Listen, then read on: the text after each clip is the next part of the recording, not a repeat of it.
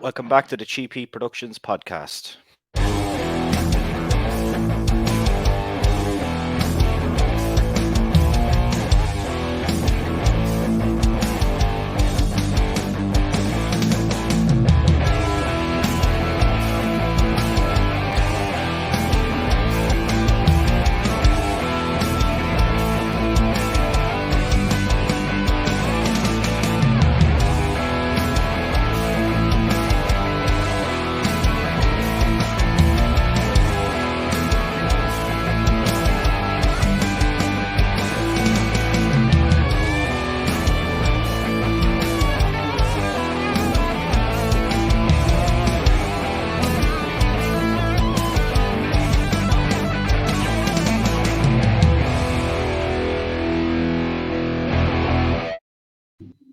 Okay, welcome back to the show. And today on the show, I've got a very special guest, a man that's been a paranormal investigator for over 30 years now.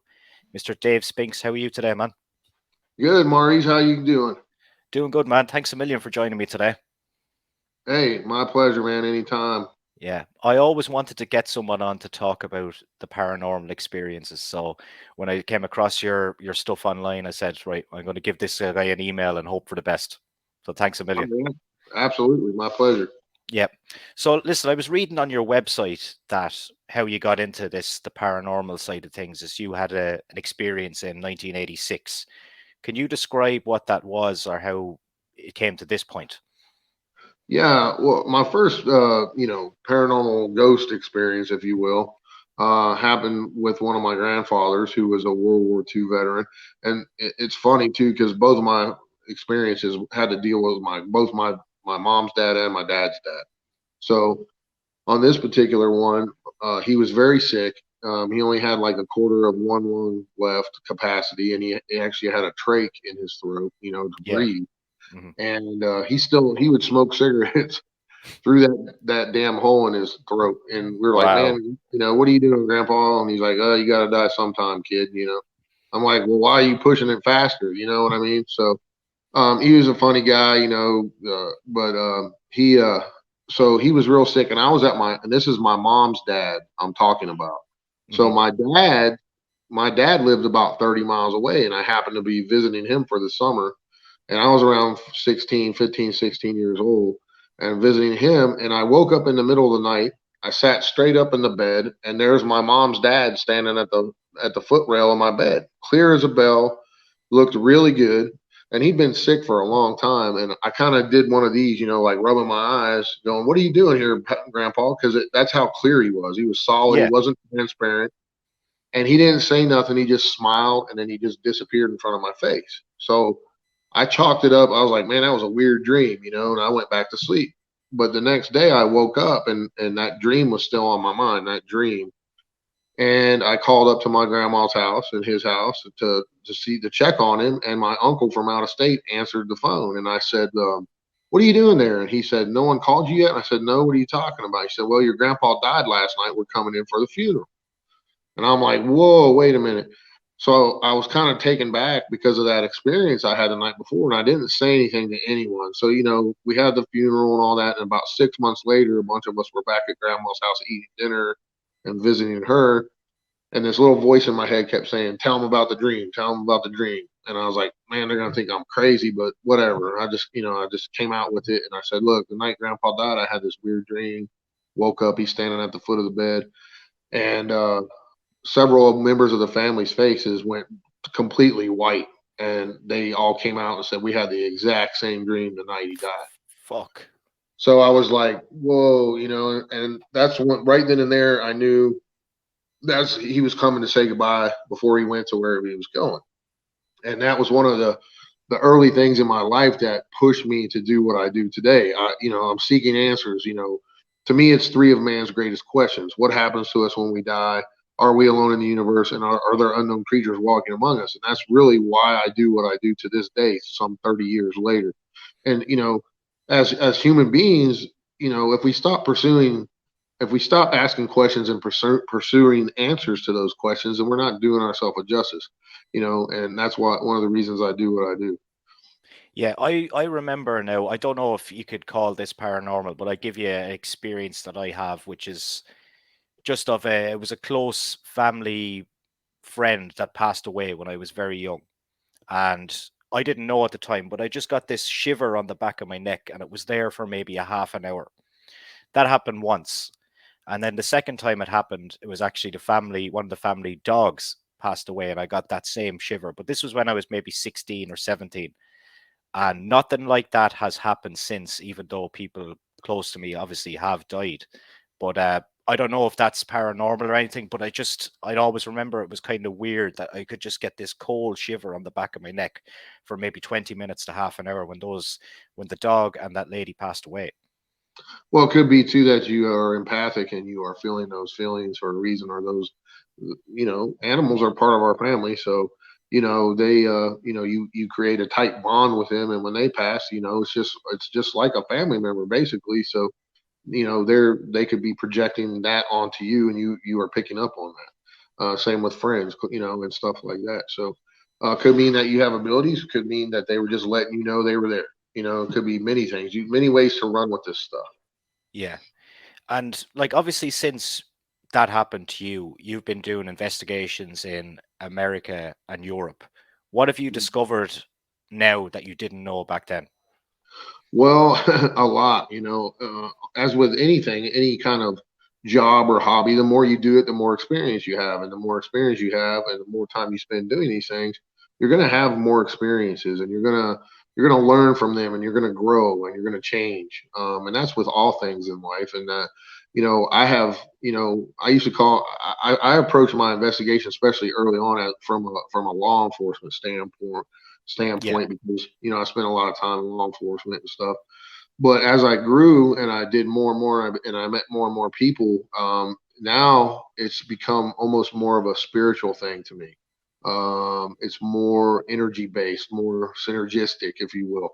And I've grown a lot in that aspect because of people I've been with, like my girlfriend, who's a holistic healer and stuff. And she's taught me so much already, and made me see things from a different perspective that really opened my eyes to there's so much more to it than just documenting paranormal evidence. There's a whole nother side to this stuff, and it's really hard to explain unless you've had these type of experiences. And I've had several now, that have really opened my eyes up to a whole nother side of it. And as an investigator, you have to look at all aspects of it, not just the physical evidence side. You have to look at the spiritual side as well. So, there's a whole lot more to it than just going out there trying to capture a spirit on camera, or Hmm. get an EVP on a recorder. You got to use all tools at your disposal, including your own body. Your own body is one of the best tools there is out there. I've discovered over the years that the more I've done this, the more in tune I become to it, and I can actually use my body to pick up on some of those energies in the locations that I'm investigating. For example, if I walk into a place and I can almost within a minute or two, or even sometimes less, you can feel if it's happy, sad, mad. You can pick up on these things, and that's happened to me more and more over the years as well. So, you know, it's all about experience and time into this stuff, and being open minded. If you're closed minded, it's like religion and politics. If I'm trying to talk to someone about a paranormal experience, and they say, "Oh, I don't believe in none of that." Well, they're closed minded, and that means they've more than likely not had their own experience, or they have and they just shun it off as, "Oh, it was just pure happenstance." So, being open minded is very important in this stuff as well, because there's so much stuff out there that we just don't understand. I mean, we really don't. We're peons in the universe when it Yeah. comes to these things. So, it's fascinating stuff to me, and that's why I do it.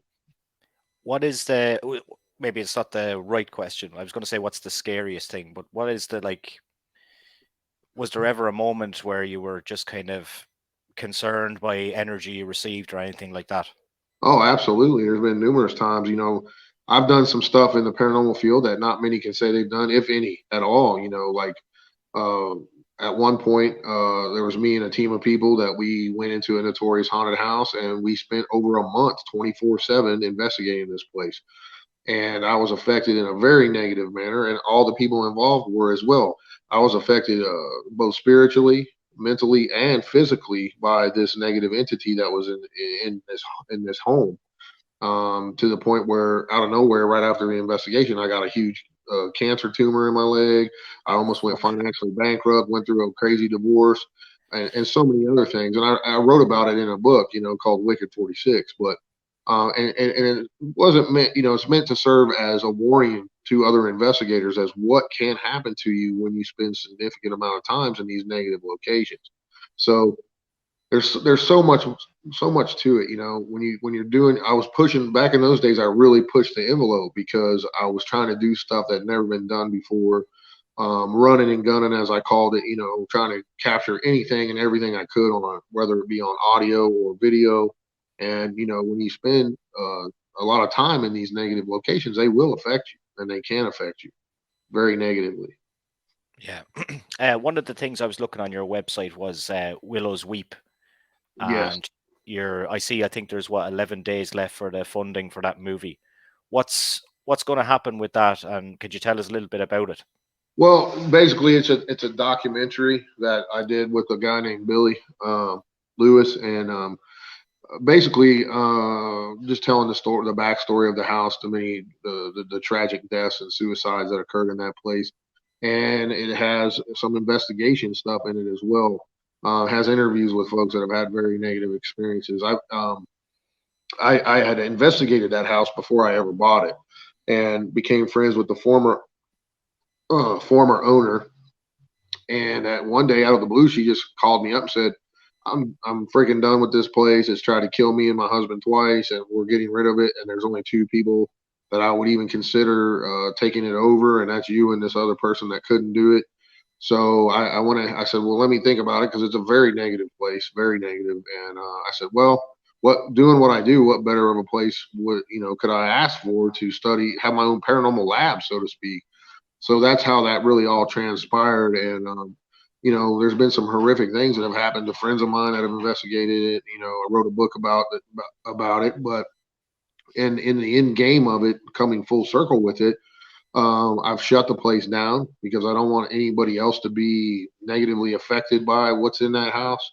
And we're going to be doing a whole cleansing ceremony at some point on it, and shutting it down for good, and cleansing the land, and probably getting rid of the house itself. So sometimes you have to do those things. It's not about the money for me. I've got 50, 60 groups that I could open it up today and make money hand over fist on it. But, I refuse to do that because I just feel it's too dangerous. And it's an old house. It's 1890s, built in the shape of a cross, built by Masons, for Masons. I mean, really weird stuff going on in that place. And it's a little tiny place too.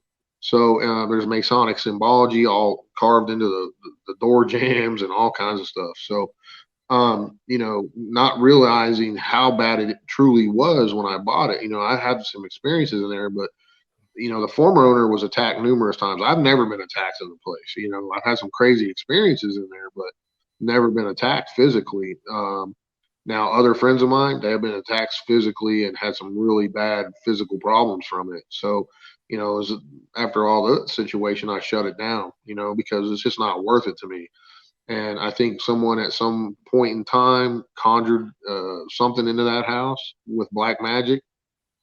And I think there's an open portal there that lets anything and everything come in at any given time. So it's very, very scary place. So, as an investigator, that's one of the things I've, done, and that not many people can say they've done, and that's why I try to set myself apart and try to push the field forward.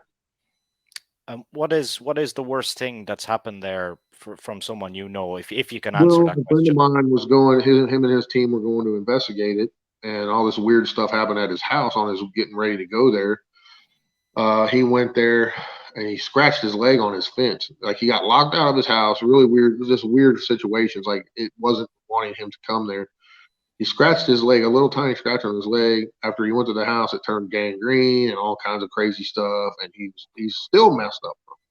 So, you can call it happenstance, coincidence, whatever. But, to me, there's not there's not that much coincidence in things. So, Yeah. and then other friends of mine have been scratched there. severely and other things, attacked spiritually and mentally. Had a lot of people that have investigated there, people that were married that stayed the night in the house before I owned it. Every one of those couples that stayed there all ended up divorced, and really bad things happened, all kind of crazy stuff. So when I start putting all that stuff together, I'm like, no, it's got to be that house. It's not. There's no coincidence, and that many different people from all around the country that have been there have had all these bad things happen. So Yeah. In terms of documentation, then for this project, have you already got everything recorded, or will you need to go back there and tie up some loose ends? We'll see on that, but as far as the first documentary part goes, I think that's pretty much done. I wrote the first book, so there's a lot of that stuff in there. We did the documentary on it, and there may be something else at the end when we go ahead and close the place down for good and forever and seal it and cleanse it and everything else. So other than that, I don't think there'll be anything ever done there again. Yeah. If I can help it, so. In terms of when you say cleansing it, what exactly do you have to do to make this land somewhat normal again? Well, there's many different theories on that, and I think what we're going to try to do is, of course, we'll have my girlfriend involved in that. She's a healer and she does exorcisms and everything. But I think we're going to use multiple clergy on this, and we're going to use clergymen, probably a Catholic priest, Baptist minister, her, and a Native American medicine man. So because there is Native American ties on that land. So, with that being said, until we come and do it, I don't know for sure, but that's kind of what's in the talks and the plans. And we'll probably either burn the house and cleanse it by fire, and then bless the land and do some other things that in the Native American religion in the area. We'll do some water features and plant some stuff that helps heal the land. So, there's all kinds of ways you can do this stuff. Yeah. And do you think by doing all those things that it would eliminate any We negative? hope. Yeah. We hope. Yeah. It's all theory. It's really all theory. All we can do is go with good intent and do what we do, and hopefully it comes out well. If it doesn't work the first time, we'll do it again. And we'll keep, at least we can keep it suppressed, probably most likely. So I got a guy that's going to have horses on there. Horses are very grounding and everything else. So there's a lot of different things we can do. Yeah. And in terms of yourself then as well, you do a bit of work with the UFOs, and I see on your website there you have where people can submit maybe sightings that they have. Has Yeah. anyone ever submitted anything of significance, or do you get a lot of people maybe taking the piss as well, or what way does it work? Well, I mean, that's one of the things I do, even at my new store here, Dave Spinks World of Weird. It serves as an office for me, and people can come in, share their accounts, their sightings, and if I feel it's significant enough, I'll go out and investigate it, further. And that's one of the things I do. I have pretty much a hotline number people can call and say, "Look, I got this going on in my house. I've seen this, or I found these tracks in my yard," whatever the case. And they call in, and then I interview them further, and then I decide if I'm going to go out and investigate it. And people call me all the time begging me to come and investigate their homes, place of business, whatever it is. So, that's what we do. We try to help people too. Yeah. And have you ever seen anything significant in the UFO side of things personally? Oh, yeah, I've seen. Well, interestingly enough, about me, so my mom and dad were divorced when I was a little guy. I was like 2, and my mom was remarried to a guy in the Air Force. So I grew up on Air Force bases. Then I myself was in the Air Force. So I've seen some crazy stuff. Pretty much my whole life, I've seen weird stuff in the sky that I couldn't explain. I was also stationed in Tucson at Davis Mountain Air Force Base when I was in, and I was there during the Phoenix Lights. I mean, a crazy situation happened the night the Phoenix Lights happened. We got recalled in like we're going to war. We weren't told what was going on, and meanwhile, all this stuff in the sky was going on while we were stuck in a hangar gearing up to go to war. So we didn't know what was going on. So I've seen stuff all over the country, in the sky. I go out looking for things. Got some pretty interesting photographs and video footage of things in the sky that, we're flying at probably 10 to 15,000 miles an hour, not making a sound. So, when you look, that's why I tell people, go outside and look at your surroundings, take 15 minutes a day if you can and go outside and look up. You never know what you're going to see. And that's the God's honest truth. People don't do that anymore. People are so busy in their normal lives. They're looking at their cell phones, worrying about the kids, worrying about the 9 to 5 job, whatever. They don't take time to just go out and relax and look at the skies, see the surroundings, go out in the woods. You never know what you're going to see.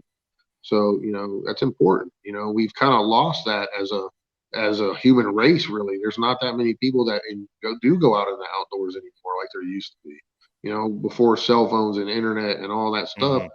people would spend a lot more time outdoors, whether it be family picnics or whatever the case. They don't do that as much anymore. Yeah, I had actually Professor Avi Loeb on the show. I don't know if you're aware of who he is. He was on the show. He's a Harvard professor, and he was talking about in Hawaii. Did you hear about the Oumuamua? Yeah, Yeah, and yeah, he was telling me about that and his experience from it, and he thinks it's from extraterrestrial life. And like he's a professor in Harvard, but his peers are kind of shooting him down about what he's saying, and now he's got a big funded project called the Galileo project now that's going to investigate all these things. Like, so I think if you're yeah. looking at it and there's a guy in Harvard who's a professor and a well-studied man, Mhm. and he's going on all these, he was on Joe Rogan, I think, talking about this there a while Yeah, ago as well. yeah, yeah. No, so Yeah, and then we got a guy here that has his books in my store. His name's Dr. Ray, and he was a PhD at West Virginia University for many, many years. And he writes books on the connection between ET and Venus and the Earth. So, you got these PhD guys that are super smart that are saying there's much more to this than people are really even told. They're not telling us everything. They've been drip feeding us little bits and pieces over many years since Roswell and other cases. But it's there. They're out there, man. I mean, there's no mathematical way that we are the only intelligent life in the universe or the galaxy. There's just no way.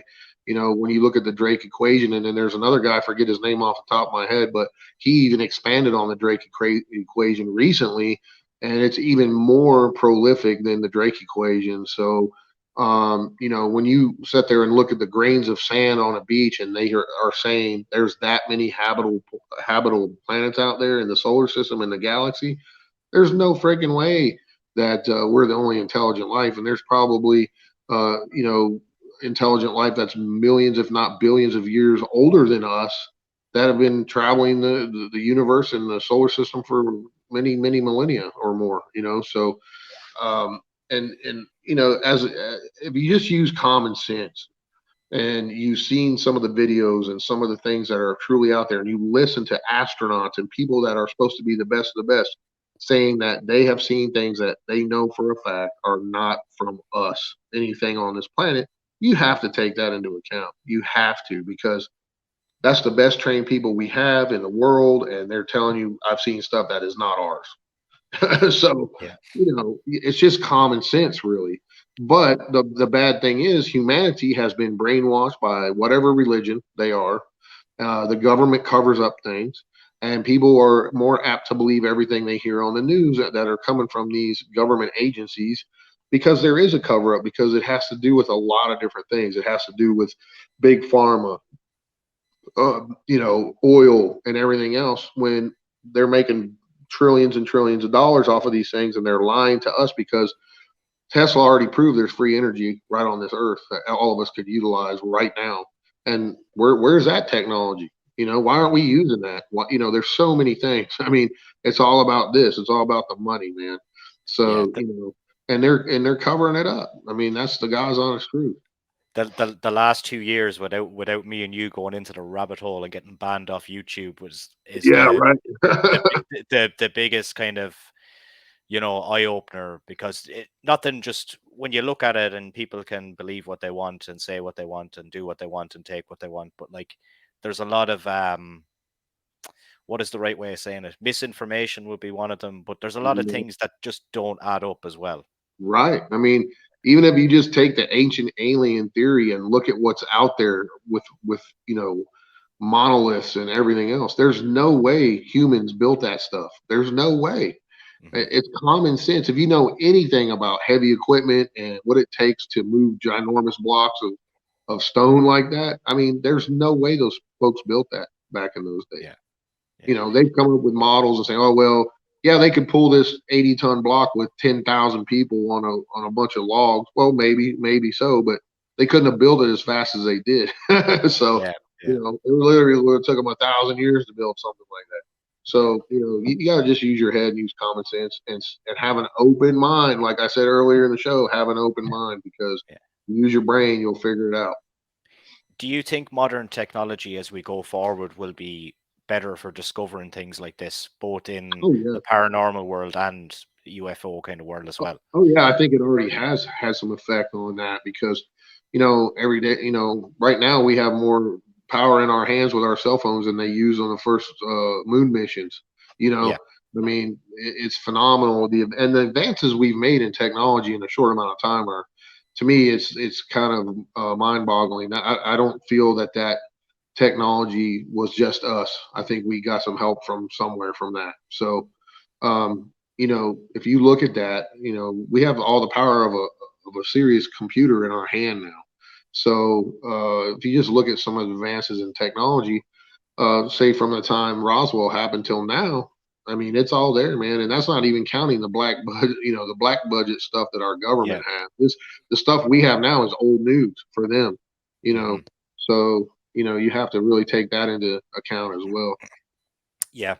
I'm going to put a link for your website in the description of this video and to your Amazon and to your books as well. But before we wrap up, I just want to know, what are you currently working on and what projects have you got coming up? Well, I've got a bunch. You know, I'm always investigating. You know, we're doing investigations all the time, trying to help folks. Some very very tragic ones. You know, with people, there's deaths involved and kids involved and all kinds of things that we think is paranormal related. We're always working on those kind of cases. And now we have now I have a new store, DS World of Weird, Dave Spinks World of Weird. That's my home away from home office, basically. So we're doing a lot with that. We're doing events. I've got several continuing in my Real West Virginia Haunted series. Book number 2 and 3 will be out next year. We've got a new Bigfoot book coming out early next year at some point. And just released, you know, recently just released a fun book for once, something totally different for me. I did a Cooking with Cryptids cookbook. So, you know, something fun and totally off the wall. You can't be serious all the time. You got to have Yeah, some fun with this stuff. yeah, So what we did was I came up with the idea to do all I love to cook, man, you know, so yeah, um, I did all my traditional recipes I've learned from my mom and grandparents and whoever over the years, and gave them monster names, and told a little bit about each cryptid, you know, and yeah, then you got the recipe, something fun. We did an old comic book style cover, and people are really digging it. They're buying it up, just loving it. It's got good reviews on recipes, and you know, got some of my friends involved. Lyle Blackburn, who's a well-known cryptozoologist with the Boggy Creek stuff, got his hot sauce involved. He came up with, and some really fun stuff. So you can check all that out on Amazon, and you can get my books off Amazon, or if you want signed copies, you just email me, and we'll go from there. yeah. I think we'll need to definitely do another episode in the future, because the Bigfoot thing is something that is, I know it's huge in America, but it's not really, it hasn't really come over to Ireland yet. Like, I know it's a massive growing movement in the States, like, so it's something I definitely want to talk about with you if we Well, they get the just had time to some, do this. yeah, they just had some something weird with some wild men attacking some people in Scotland. Did you hear about that? No, no. Yeah, so there's check that. You'll find it out there in on the wire somewhere. They're talking about this couple was attacked by a hairy wild man in Scotland. So, you know, and you know, by the way, you know, my people are from Ireland, so I really appreciate you having me on the show. And we're You've looking got at some making. connections here, yeah? Yeah, yeah. Oh, So brilliant. yeah, my forefathers came from there. So we're looking at coming over there in the Oh, near that, future yeah. and doing some fun. This is a very very spooky and haunted island. Like, I'm Oh sure yes, yes. you've read a lot about Oh, it. well, yeah, I got to hit Kilkerny Castle and the prison, you know, and all those locations. I've been dying to get over there, you know, and that's near where my people's village is from. So I really want to get over there and maybe even do a book, you know, on my exploits over there. So I'm really looking forward to coming out there, and you know, maybe we can hook up or something if you're, you know, For if you're for available sure. when I'm out there. We'll go hunt some ghosts. Yeah, man, Yeah, we'll do it. yeah. Dave, it was an absolute pleasure, man. Hey, thanks for having me, man. Anytime, just message me and we'll do another one. Thanks, man. Thank you. Have a good one.